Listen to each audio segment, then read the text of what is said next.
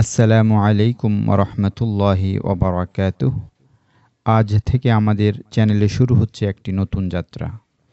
আমরা ধারাবাহিকভাবে ইমাম নববী রহমতুল্লাহি আলাইহি সংকলিত সেই ঐতিহাসিক 40টি হাদিস জানব, যা যুগ যুগ ধরে মুসলিম উম্মার পথ প্রদর্শক হিসেবে কাজ করছে।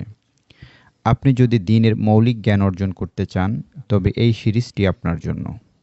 চলুন আজ প্রথম হাদিসটি দিয়ে শুরু করি।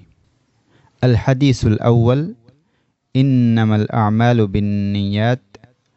عن أمير المؤمنين أبي حفص عمر بن الخطاب رضي الله عنه قال: سمعت رسول الله صلى الله عليه وسلم يقول: إنما الأعمال بالنيات وإنما لكل امرئ ما نوى، فمن كانت هجرته إلى الله ورسوله فهجرته إلى الله ورسوله، ومن كانت هجرته لدنيا يصيبها أو امرأة ينكحها فهجرته إلى ما هاجر إليه।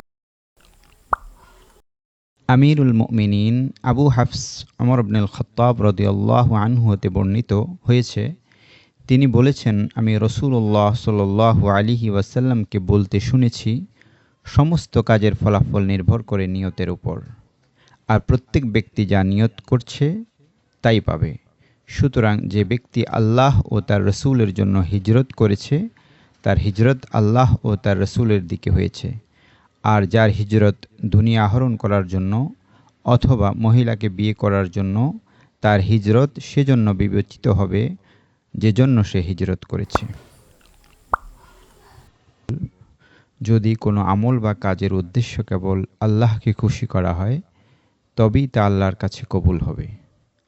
এমনকি আমাদের খাওয়া, ঘুমানো বা পড়াশোনা করাও সওয়াবের কাজ হতে পারে, যদি আমাদের নিয়ত থাকে যে এই শক্তি দিয়ে আমি আল্লাহর ইবাদত করব বা মানুষের সেবা করব।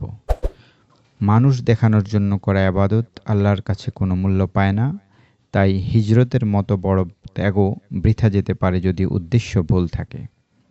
তাই আজ থেকে আমাদের প্রতিটি ছোট বড় কাজের আগে একবার নিজেকে প্রশ্ন করি, আমি কি এই কাজটি কেবল আল্লাহর জন্যই করছি?